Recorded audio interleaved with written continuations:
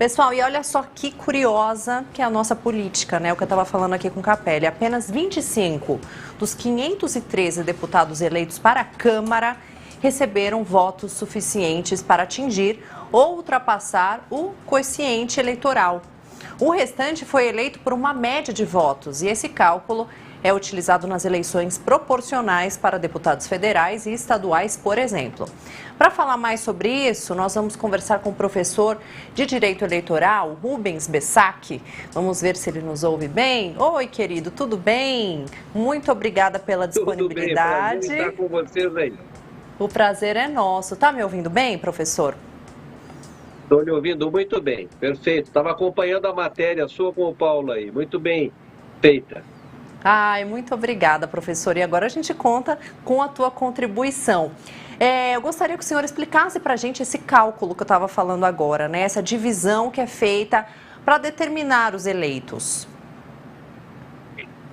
O nosso sistema, Larissa, ele é um sistema que muitas vezes o votante, o eleitor, né? O cidadão, ele não percebe que tem uma diferença. Para alguns cargos, que são presidente, governador, quando tem as eleições de prefeitos, vale para prefeito, senador, é o voto majoritário, né? Quer dizer, aquele que tem mais votos ganha, leva o escanho, leva aquela cadeira, né? Para as outras eleições, isso vale para quando tem vereadores, no caso dessa eleição, deputados estaduais, distritais e federais, é o sistema proporcional que no Brasil está em vigor, para ser bem preciso, desde 1935, as eleições que foram feitas ali, que é um sistema mais democrático, e eu vou nessa linha, de que ele contempla a possibilidade em que ocupe as câmaras, as diversas assembleias, Câmara Federal, etc., aqueles que são os ganhadores, os que tiveram mais votos, mas também as minorias, quer dizer, é um sistema mais democrático, ele contempla maiorias e minorias, é um sistema que o Brasil vem praticando. Tem os opositores desse sistema que querem, volta e meia, em várias propostas de reforma, introduzir o sistema distrital misto, mas é um sistema que, na minha maneira de ver, eu vou na linha de que funciona bem. Ele precisa de alguns aperfeiçoamentos, mas funciona bem. E nesse sistema, nós temos que usar um pouco da matemática. Não vou cansar aí os nossos ouvintes, telespectadores nesse sentido, mas ele trabalha com o que nós denominamos coeficiente eleitoral e coeficiente partidário, ou seja, cada partido tem que saber o número de votos que teve frente às vagas que cabem a cada estado. Eu estou falando aqui para ficar em um dos exemplos na Câmara dos Deputados, para saber qual o coeficiente que possibilita que cada partido leve um número X de deputados. Quer dizer, não é que cada pessoa a ser candidata está automaticamente eleita, não é isso. Precisa saber votos que cada partido obteve, quer porque tem um deputado filiado àquele partido e o eleitor votou naquele deputado, naquele candidato, quer o que nós chamamos de legenda. Muitos eleitores votam na legenda, votam nos dois primeiros números, no número do partido, né? Então nós temos que saber qual o número de votos que cada partido teve frente ao número de vagas em disputa, e daí nós vamos saber quantas vagas aquele partido emplaca, se me permitem essa expressão, né? O grande vencedor, para ficar no meu estado de origem, que é São Paulo, é o PL, para ficar no exemplo do meu estado de origem. Então, o PL emplacou tantos candidatos, que agora já são deputados, que serão diplomados, porque teve um coeficiente eleitoral, e face ao coeficiente eleitoral um coeficiente partidário que emplaca tantos deputados.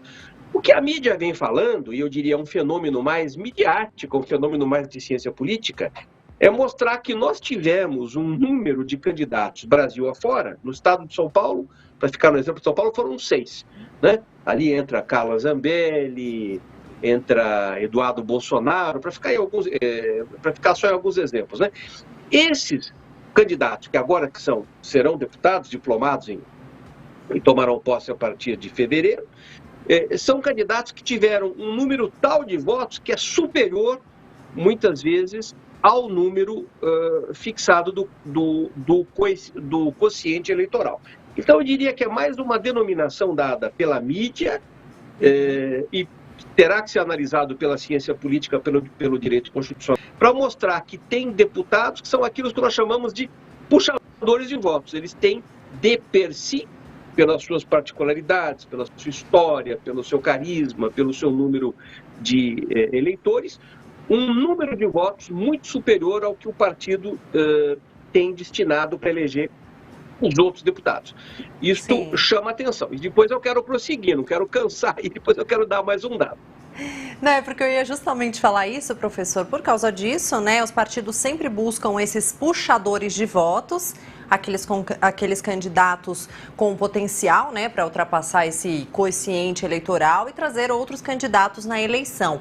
Então, como que as legendas identificam esses super candidatos, por assim dizer?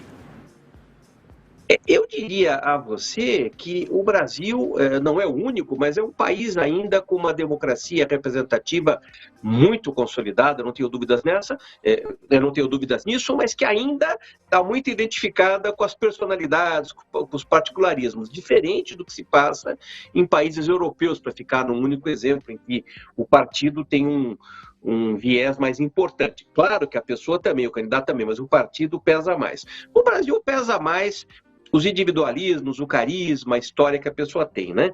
Agora, eu acho que é importante, os partidos procuram puxadores de votos, porque com o número de votos que cada puxadora de votos, por assim dizer, tem, ela leva não só a sua candidatura, em virar um deputado estadual, um deputado federal, um deputado distrital, mas ela leva um sem número de outras pessoas que não teriam essa possibilidade de ser também candidatos que emplacaram, por assim dizer, né? Então, é natural, no tipo de democracia que o Brasil pratica, e essa tem sido a tradição, que os partidos procurem puxadores de voto. Isso, historicamente, eu podia te dar muitos exemplos, desde o Maluf lá atrás, passando por Russomano em muitas eleições. Estou ficando no exemplo de São Paulo, podia dar Tiririca, muito mais recentemente, que veio do Ceará, mas é um deputado muito votado em São Paulo, e assim vai, Carla Zambelli, né? Quer dizer, são deputados, são candidatos que emplacam votos para si e que puxam pessoas com ele, né?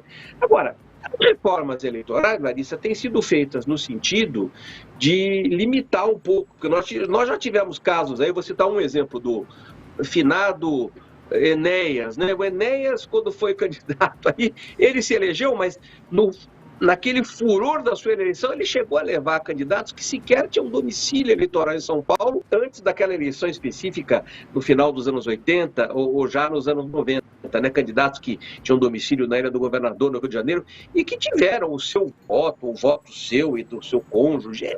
Não chegava a ser escandaloso. Hoje, não. As formas eleitorais fixam um número, um percentual de votos que as pessoas podem ser levadas, sim, pelo puxador de votos, mas elas têm que ter um percentual de votos específico para dar uma legitimidade. Eu queria, sem cansar os telespectadores aí, dar um outro dado.